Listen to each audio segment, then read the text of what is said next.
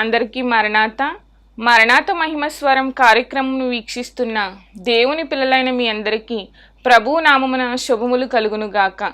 ప్రతిదినము ఇదే సమయమునకు ఈ కార్యక్రమను వీక్షించి దైవాశీర్వాదములు పొందండి. ఇప్పుడు సిస్టర్ ఉషా గారు దేవుని వాక్య వర్తమానమును అందిస్తారు. శ్రద్ధగా ఆలకించండి. దేవుని నామమున మహిమ కలుగునుగాక. దేవుని నామమునకు స్తోత్రము. అందరికీ నా మరణాత.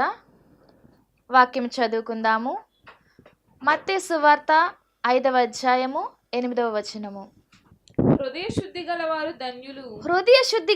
ధన్యులు, వారు దేవుని చూచెదరు. దేవుడు తన పరిశుద్ధ వాక్యమును దీవించును గాక.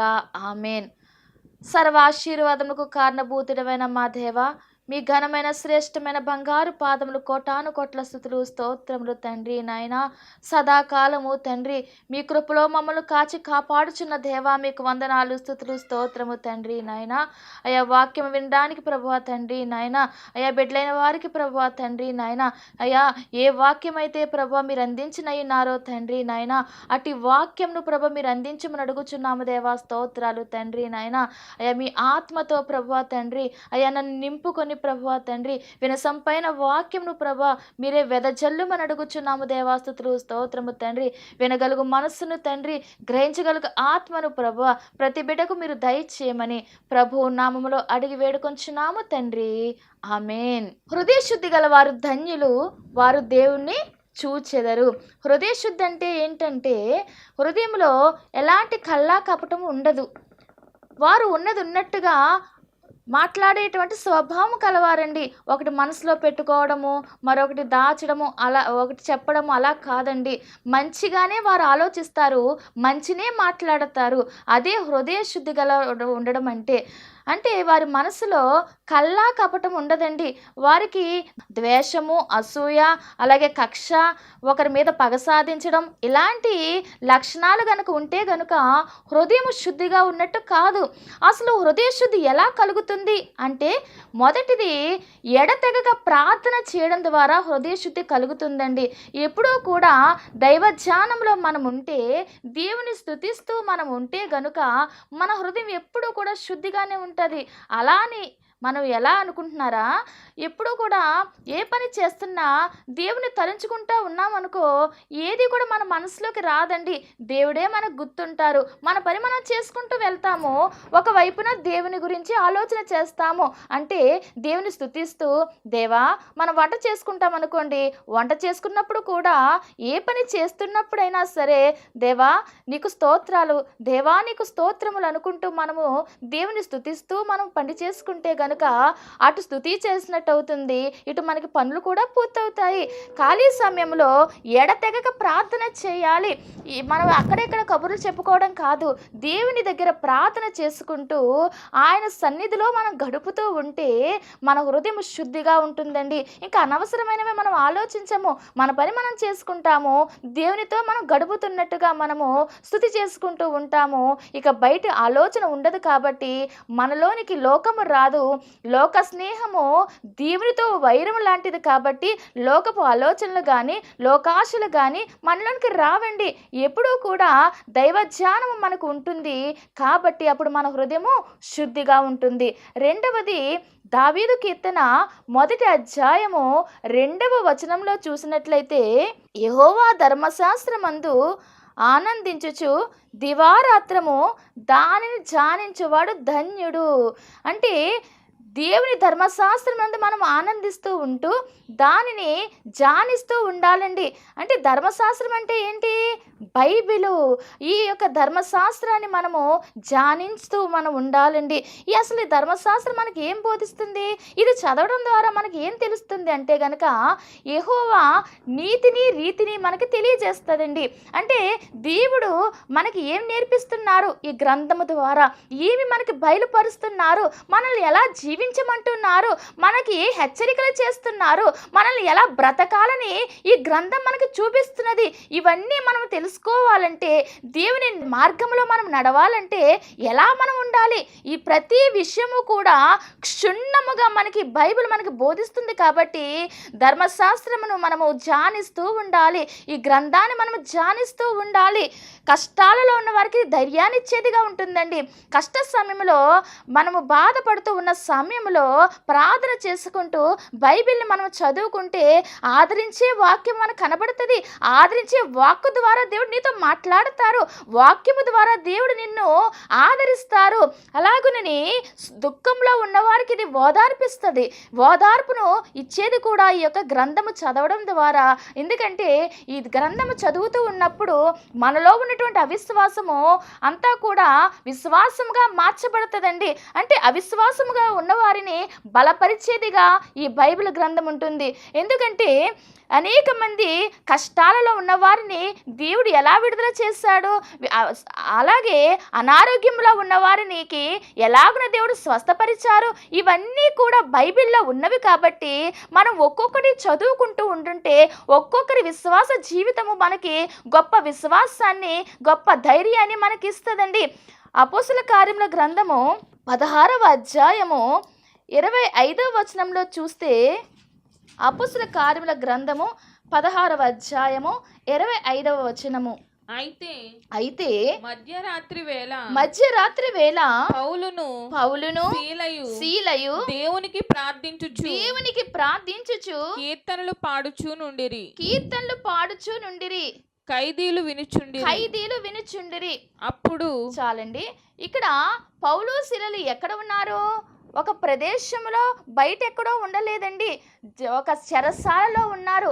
వారిద్దరిని బంధించి చాలా ఎక్కువగా కొట్టి చెరసాలలో వేసేస్తారు. వారికి సంఖ్యలు బిగించేసి చెరసాలలో వేసినప్పుడు వారు బాధపడుతూ కూర్చోలేదండి, వారు పాటలతో దేవుని స్తుతిస్తూ ఉన్నారు. మధ్యరాత్రి వేళ పౌలును శీలయు దేవుని ప్రార్థిస్తూ కీర్తనలు పాడుచు ఉన్నారు. ఎందుకు వీరికి కీర్తనలు పాడారు? ఎందుకు వీరు ప్రార్థన చేశారు? బాధపడుతూ దెబ్బలు తగిలుంటే ఎవరైనా సరే కూర్చుని ఉండగలరా? మాట్లాడగలరా? ఎంతగా ఆ దెబ్బలు చూచుకుంటూ ఆ దెబ్బల ద్వారా వచ్చేటువంటి ఆ నొప్పికి వారు మాట్లాడకలేరు కదా. కానీ వీరు పాటలు పాడుతూ దేవుని ప్రార్థిస్తున్నారంటే వీరికి ధైర్యం ఉన్నది. ఏం ధైర్యమో తెలుసండి? శ్రమలోనైనా సరే దేవుడు మమ్మల్ని విడిపిస్తాడు అనే ధైర్యము పట్టుకొని వీరు ఉన్నారు. దేవుడు ఆ సమయంలో మహాభూకంపము కలిగినది, వారి సంఖ్యల్లో బద్దలైపోయాయండి. ఆ చెరసాలంతా కూడా తెరవబడిపోయినట్టుగా అయిపోయింది. అంటే ఎందుకు ఈ మహాకార్యము జరిగిందంటే వారిలో బలమైన విశ్వాసం ఉన్నది, దేవుని పట్ల గొప్ప నిరీక్షణ ఉన్నది. దేవుడే మమ్మల్ని చూచుకుంటాడు, మాకు భయమేమీ లేదు, దిగులేదు లేదు, మేము భయపడాల్సిన అవసరం లేదని వారు నమ్మకముగా పాటలు పాడుతూ దేవుని ప్రార్థించారు. దేవుడు అక్కడ కార్యము చేశారు. ప్రియ దేవుని బిడ్డ, చెరసాల లాంటి సమస్య నీలో ఉండవచ్చును. అంటే ఒక చెరసాల లాగున నీ సమస్య నీకు కనబడవచ్చును. బయటికి రాలేని పరిస్థితి, ఎటు బావాలో తెలియని పరిస్థితి నీకు ఉండవచ్చును. కానీ దేవుడు చెబుచున్నది ఏమిటి అంటే, ఆ చెరసాల లాంటి సమస్యను చూచి, బయటికి రాలేని పరిస్థితిని చూచి మనం భయపడక్కర్లేదండి. ఎటు బావాలో తెలియక నేనున్నానే, నేను ఏం చేయాలి, ఏమీ తోచడం లేదని నీవు అనుకొనిచున్నావు. కానీ నీవు పాటలు పాడుతూ దేవుని స్తుతించు, ప్రార్థించు. నీకు బయటకు రావడానికి, నీ సమస్య నుండి బయటకు తీసుకురావడానికి గొప్ప ప్రభావం కలిగిన దేవుడు నీ దగ్గర ఉన్నాడు, నీ చెంతనే ఆయన ఉన్నారు. భూకంపము కలిగినది ఇక్కడ, అక్కడ ద్వారములు తెరవబడ్డాయి. అలాగుననే ఎంత భయంకరమైన సమస్య అయినా సరే దేవుడు ఆ సమస్య నుండి నేను బయటకు రప్పిస్తాడు. అలాంటి నిరీక్షణ, విశ్వాసం నీవు కలిగి ఉండాలి. ఇదంతా ఈ విశ్వాసం, ఈ ఒక్క వచనం చూస్తే గనక ఎంత విశ్వాసం మనకు కలుగుతుందండి. అలాంటి శ్రమలో ఉన్నా సరే, అలాంటి భయంకరమైన పరిస్థితిలో ఉన్నా సరే దేవుడు వారిని బయటకు రప్పించాడు కదా. దేవుడు మమ్మల్ని కూడా ఈ శ్రమలో నుండి, ఈ కష్టములో నుండి, ఈ బందీలో నుండి బయటికి రక్షిస్తారు. అలాగన బయటికి రప్పించడానికి నా దేవుడు సమర్థుడని చెప్పి మనం విశ్వాసాన్ని మనము చేజెక్కించుకుంటామండి. ఇదంతా ఎక్కడి నుంచి వస్తున్నది?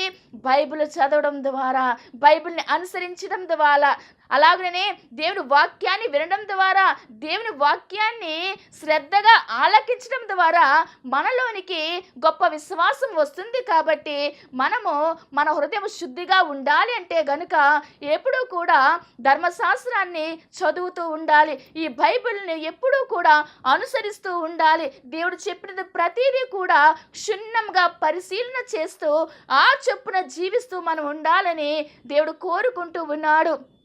స్టెఫను, మోషే కూడా మనలాంటి మనుషులే, కానీ వారు దేవుని చూశారు. ఎందుకు చూశారు అంటే వారు హృదయం ఎలా ఉందండి? శుద్ధి కలిగి ఉన్నది. వీరు ధర్మశాస్త్రాన్ని బాగుగా ఎరిగి ఉన్నారు. వీరు అనేక మందికి బోధించారు. అలాగన వీరు ధర్మశాస్త్రానుసారముగా జీవించారు. అలా జీవించారు కాబట్టి దేవుడు వారిని కోరుకున్నాడండి.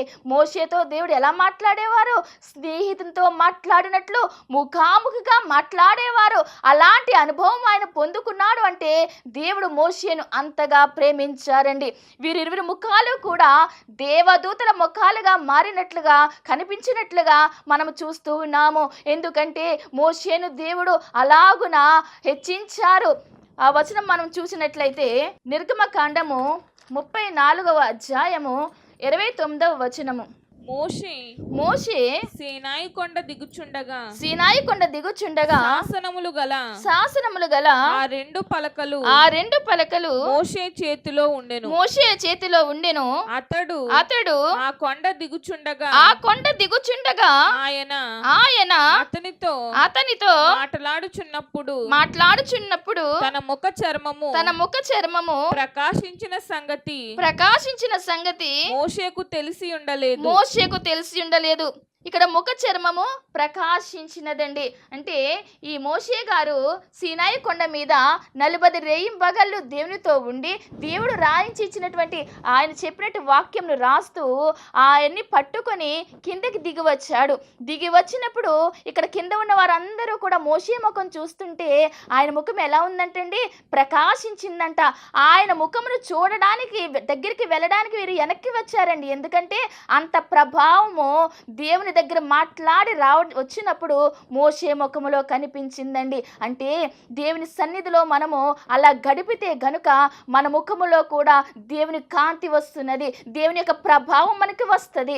7వ అధ్యాయము అపోస్తల కార్యముల గ్రంథంలోనే 53వ వచనంలో చెబుతున్నారు చివరిగా, దేవదూతల ద్వారా నియమింపబడిన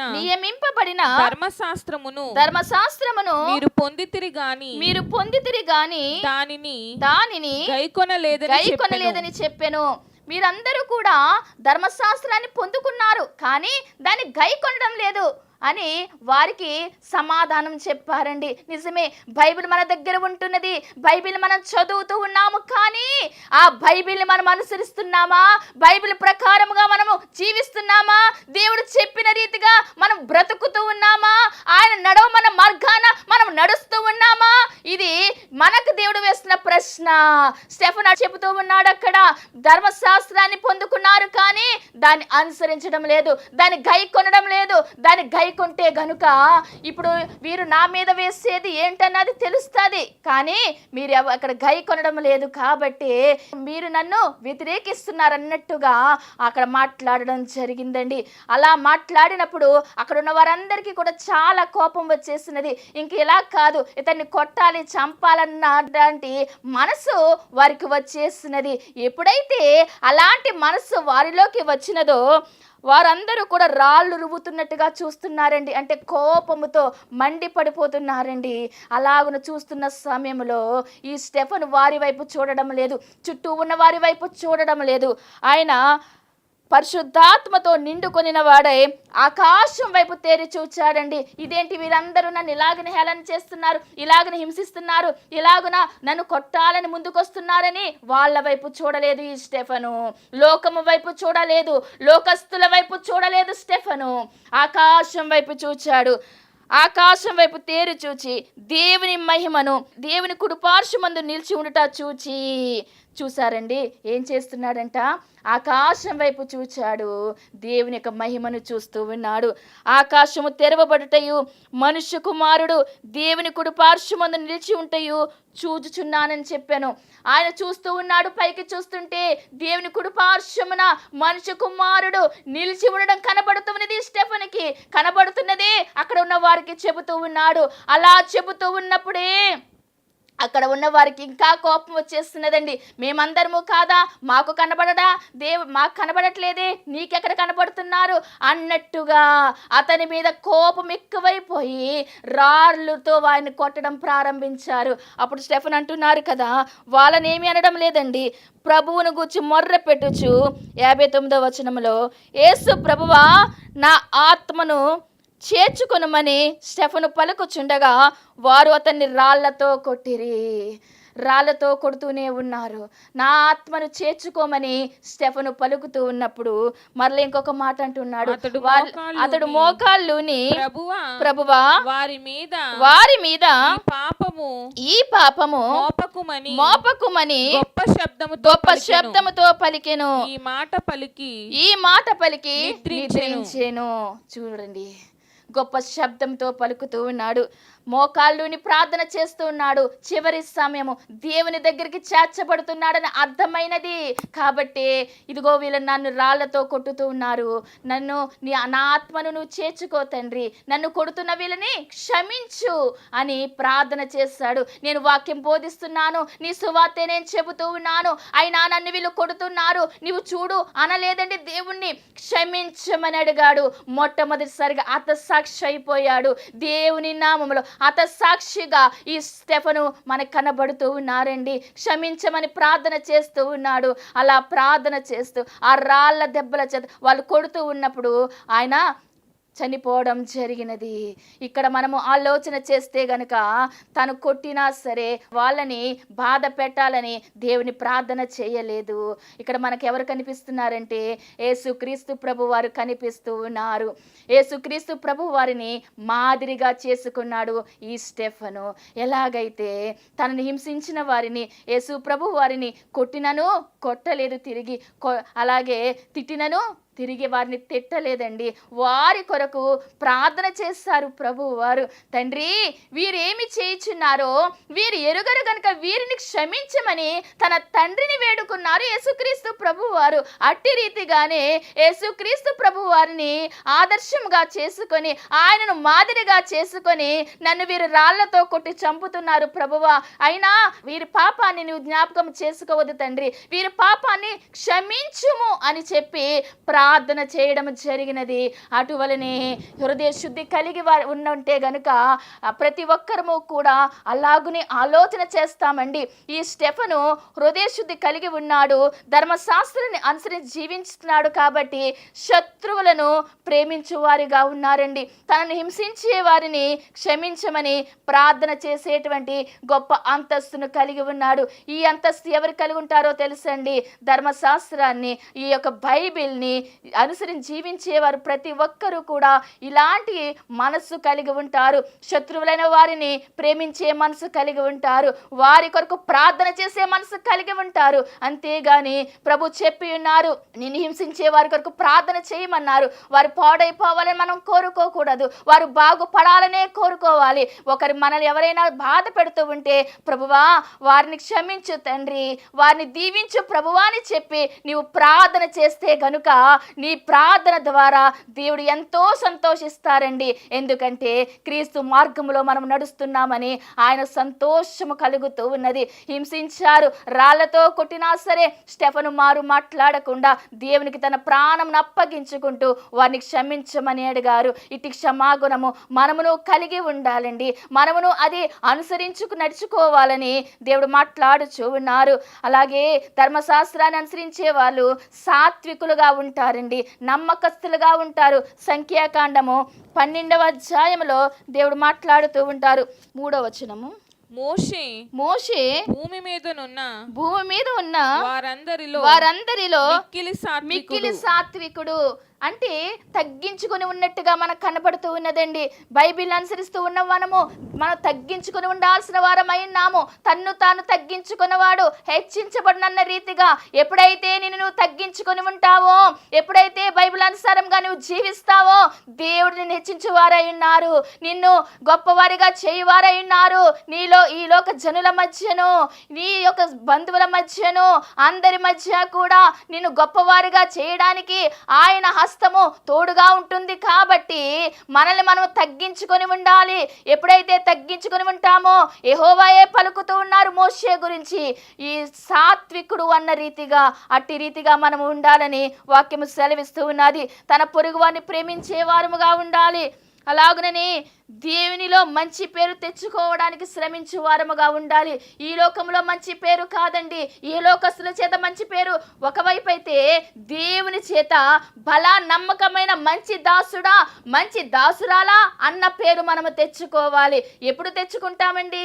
మనం ఏదైనా మంచి పని చేస్తామనుకోండి, మన తల్లిదండ్రులైన వారు అలాగే మన బిడ్డలు ఏదైనా మంచి పని చేస్తే మనము వారిని మెచ్చుకుంటాము. అంటే ఎవరైనా మంచి పని చేస్తే మెచ్చుకుంటాము కదా.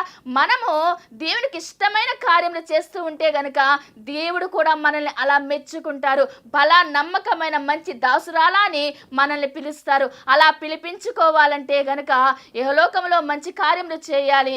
అలాగుననే లోక కార్యములు ఎదుటి వారికి సహాయం చేయడంతో పాటు దేవుని దృష్టిలో కూడా మనము విధేయులుగా ఉండాలి, ఆయన ఇష్టానుసారముగా ఉండాలి. ఆయన కోరుకున్న రీతిగా మనం ఉంటే, దావీదును చూచి దేవుడు అంటాడు, నేను కోరుకున్నవాడు ఇతడే అని పలికినట్టుగా నిన్ను చూచి కూడా దేవుడు పలుకుతూ ఉంటారు, నేను కోరుకున్నది వీరినే అని చెప్పి. అలాగన మనం పిలిపించుకోవాలి అంటే, అలాగన మనం ఉండాలి అంటే హృదయ శుద్ధి కలిగి ఉండాలి. హృదయ శుద్ధి గల వారు ధన్యులు, వారు దేవుని చూసిదని వాక్యం సెలవిస్తున్నది. కాబట్టి మన హృదయం ఎప్పుడైతే శుద్ధిగా ఉంటుందో, మన హృదయం ఎప్పుడైతే దేవుని కార్యములు, దేవుని ఆలోచనలు, దేవుని యొక్క మాటలు ఎప్పుడైతే మనం భద్రము చేసుకుని ఉంటామో, అప్పుడే మనము దేవునికి ఇష్టలుగా మారుతాము. ఆయన మనల్ని కోరుకుంటారు, ఆయన మహిమ మనకు కనబడుతున్నది. మన ముఖములు కూడా అలాగున ప్రకాశిస్తాయి. మోషే స్టెఫన్ల ముఖములు ఎలాగున ప్రకాశించాయో, సన్నిధిలో ఉండి దేవుని సముఖమున ఉండి నీవు ప్రార్థన చేస్తే, దేవునితో నీవు సహవాసము చేస్తే, దేవుని బైబిల్ గ్రంథాన్ని ఎల్లకాలము నిరంతరము ప్రతి సమయమందు కూడా నువ్వు ధ్యానిస్తూ యెహోవా ధర్మశాస్త్రమును ధ్యానించువారు ధన్యులు అన్న రీతిగా, ఆకు వాడక తన కాలమందు ఫలమిచ్చు చెట్టు వలె ఉంటారని వాక్యము సెలవిస్తూ ఉన్నది. కాబట్టి నీ జీవితంలో ఆకు వాడక ఫలమిచ్చు చెట్టు వల ఉండాలని నీవు కోరుకుంటే గనుక ఆయన ధర్మశాస్త్రాన్ని నువ్వు అనుసరించు, బైబిల్ గ్రంథాన్ని చదువు, బైబిల్ని మాదిరిగా చేసుకో. దేవుడిని కార్యము తప్పక చేస్తారు. నిన్ను అలాగున ఫలించు ద్రాక్షావల్లి వలె నీ జీవితాన్ని మార్చడానికి ఆయన సిద్ధముగా ఉన్నారు. అట్టి ధన్యత దేవాది దేవుడు మనందరికీ దయచేయునుగాక. ఆమేన్. మహాపరిశుద్ధుడా, మహోన్నతుడా, మహోన్నతమైన కార్యములు చేయు దేవాది దేవా, మీకు వందనాలు, స్తుతులు, స్తోత్రములు చెల్లించుచున్నాము తండ్రి. వందనాలు ప్రభువా.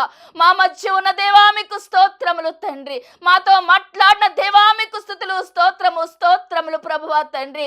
అయ్యా, హృదయం శుద్ధి కలిగి ఉంటే తండ్రి, అయ్యా ఎంతో ప్రభువా తండ్రి ఆశీర్వాదం మీరు మాకు ఇస్తానని సెలవిచ్చున్నారు ప్రభువా. స్తోత్రాలు తండ్రి. మీ మహిమను తండ్రి, మీ ప్రత్యక్షతను తండ్రి చూచే భాగ్యము తండ్రి మా ఎల్లరికూ దయచేయమని అయ్యా, ఏ బిడ్డలైతే తండ్రి అయ్యా ఈ సమయంలో ప్రభువా తండ్రి అయ్యా ప్రార్థిస్తున్నారో ప్రభువా, ప్రతి బిడ్డను మీరు చూస్తున్నారు తండ్రి. స్తోత్రములు ప్రభువా. అయ్యా, వారు ఏది కావాలని తండ్రి నాయనా ప్రార్థిస్తున్నారో ప్రభువా, ఆ బిడ్డలను తండ్రి నాయనా మీరు తాకండి ప్రభువా. స్తోత్రములు తండ్రి. అయ్యా, వారు కావాల్సిన తండ్రి అనుగ్రహించమని అడుగుచున్నాము దేవా. స్తుతులు, స్తోత్రములు తండ్రి. స్తోత్రాలు ప్రభువా. విశ్వాసముతో తండ్రి నీ సన్నిధిలో ప్రార్థిస్తున్నారయ్యా నాయనా. అయ్యా, బిడ్డలైన వారిని దీవించండి ప్రభా. స్తోత్రములు తండ్రి. అయ్యా, ఆశీర్వదించి నేరకుండానట్లు నా హస్తము కొరచ కాలేదని సెలవిచ్చిన దేవా, ప్రతి బిడ్డను తండ్రి నాయనా ఆశీర్వదించండి ప్రభువా. స్తుతులు, స్తోత్రము తండ్రి. అయ్యా, రక్షణ లేని బిడ్డలైన వారికి తండ్రి మీ రక్షణ భాగ్యము దయచేయమని అడుగుచూ ఉన్నాము తండ్రి. స్తుతులు, స్తోత్రము తండ్రి. విన్న వాక్యము ద్వారా ప్రభువా తండ్రి నాయనా ఏ మేలైతే మీరు దాచిపెట్టి ఉంచారో ప్రభా, ప్రతి మేలును దయచేసి మీరు మహిమ పొందుమని త్వరగా రానని యేసు నామములో అడిగి వేడుకొంచున్నాము తండ్రి. ఆమేన్. మరణాత. దైవజనులకు వందనాలు, కూడి వచ్చిన మీ అందరికీ వందనాలు. నేనైతే ఈ మరణాత మహిమ స్వస్థతలకి నేను అప్పుడే గడిచిన సంవత్సరం నుంచి వస్తున్నాను. అలాగే నేనైతే మా చుట్టాల అబ్బాయికి నేను మా ఆయన గారికి తెలియకోకుండా ఒక కాస్ సైన్ ఇచ్చానండి ఆయనకి.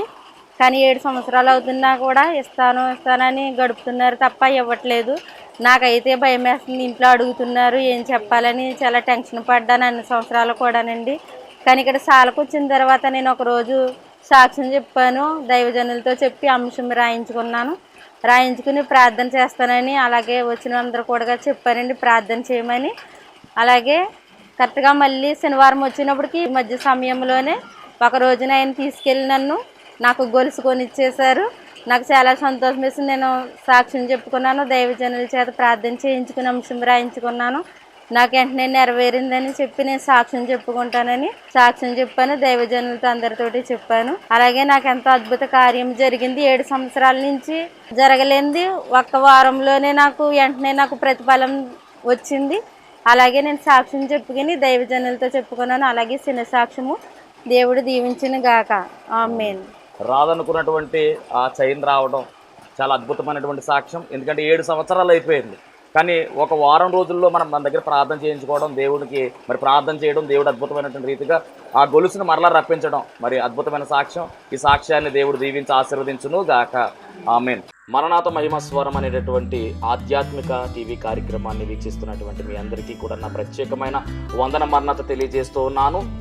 దేవుడు అనుగ్రహించినటువంటి ఈ కార్యక్రమం ద్వారా మీరందరూ కూడా ఎన్నో మేలులు పొందుకున్నట్టుగా మరి మేము వింటూ ఉన్నాము. అందరూ కూడా ఫోన్ కాల్ చేస్తూ ఉన్నారు. ప్రార్థన అవసరతలో ఉన్న వారందరూ కూడా ఫోన్ చేసి ప్రార్థన చేయించుకుంటున్నారు. చాలా సంతోషము.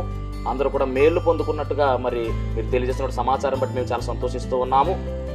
ఈరోజు ఒక ప్రత్యేకమైనటువంటి అంశాన్ని మీతో మాట్లాడాలని నేను మీ ముందుకు వచ్చి ఉన్నాను. అదేమిటంటే, దేవుడు తన మహాకృపను బట్టి సేవా పిలుపు నాకు ఇచ్చి అన్నిటినీ విడిచిపెట్టి తను రమ్మనడం జరిగింది. మరి ఆయన ఇచ్చినటువంటి పిలుపును అంగీకరించి ఆయన సేవకు నేను వ్యాపారాన్ని గట్ట అన్ని విడిచిపెట్టి వచ్చాను. ఆ వచ్చినది మొదలుకొని ఈ దినం వరకు చక్కని సేవా పరిచర్యను దేవుడు జరిగించుకుంటూ ఉన్నాడు. చూస్తున్నటువంటి ఈ యొక్క ఈ షెడ్లో మేము ప్రతి శనివారం కూడా స్వస్థత ప్రార్థనలు అనగా శాల కార్యక్రమాన్ని జరిగిస్తూ ఉన్నాము. 1 సంవత్సర కాలం పాటు ఎలాంటి అడ్డు ఆటంకం లేకుండా చక్కని రీతిలో మరి ఈ శాల కార్యక్రమం జరుగుతూ ఉంది. దీని యజమానుడు మరి ఎలాంటి అద్దె కూడా మన నుంచి తీసుకోకుండా మరి ఫ్రీగానే ఈ కార్యక్రమాన్ని జరిగించుకోవడానికి ఆయన ఇచ్చి ఉన్నారు. కానీ ఇప్పుడు ఒక సమస్య వచ్చింది. అదేమిటంటే, కొన్ని కారణాల వల్ల ఈ యొక్క షెడ్ని అమ్మకానికి పెట్టారు.